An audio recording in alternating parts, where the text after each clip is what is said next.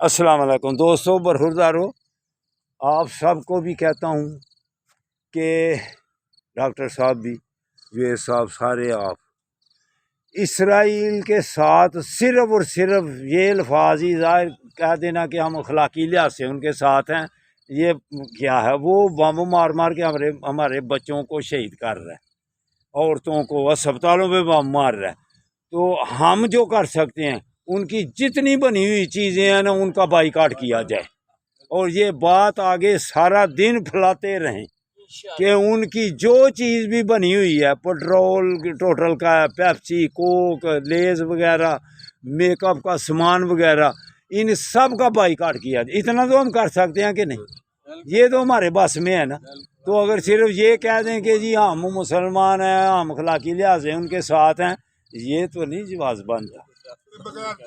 ये हाँ, ये कैसी बात की है इन्होंने, क्या ये मुसलमानियत नहीं है? ये बगैरती है। वो कह रहे हैं दोस्त मेरे, बगैरती है। अगर मुसलमानियत ज़ाहिर करनी है, गैरत का तकाजा है, तो फिर कम अज़ कम उनकी सारी चीज़ों का बाइकाट किया जाए। मुसलमान कितने 2 अरब तक पहुंचने वाले हैं?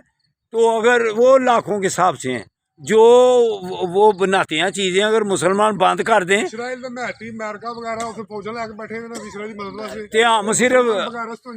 हम सिर्फ के अखलाकी लिहाज से उनके साथ हैं।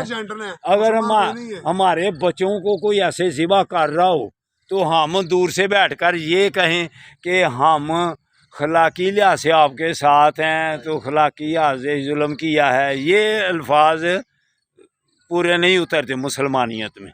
अगर गैरत का तकाजा है तो फिर सामने आओ। ठीक हो जी। अस्सलाम वालेकुम वरहमतुल्लाह। आगे बात फैलानी है जी आपने।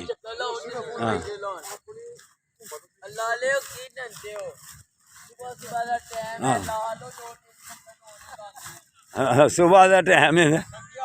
ठीक हो जी। आज ये अमजद भी मुसलमानी का तकाजा ये है कि इसराइल की सारी चीज़ों का बाइकाट किया जाए। तनवीर सुन ले जोर नाल। हाँ, सोना दी आगे है गल, तुहाडा हल्का बाप जिन्ने उन्हां दे सामने है गल फैलाओ कि सिर्फ अखलाकी लिहाज ना नहीं, जैसे चीफ ऑफ आर्मी साहब ने कह दिया कि हम अखलाकी लिहाज से उनके साथ हैं, लेकिन अगर वो हमारे बच्चों को मार रहा हो तो हम कहेंगे कि अखलाकी लिहाज से उसके पास दबा डालेंगे, हैं? वो हमारे बच्चों को शहीद कर रहा है। तो ये आगे बेटो बात फैलानी है मुकम्मल तौर अपने हल्का बाप तक।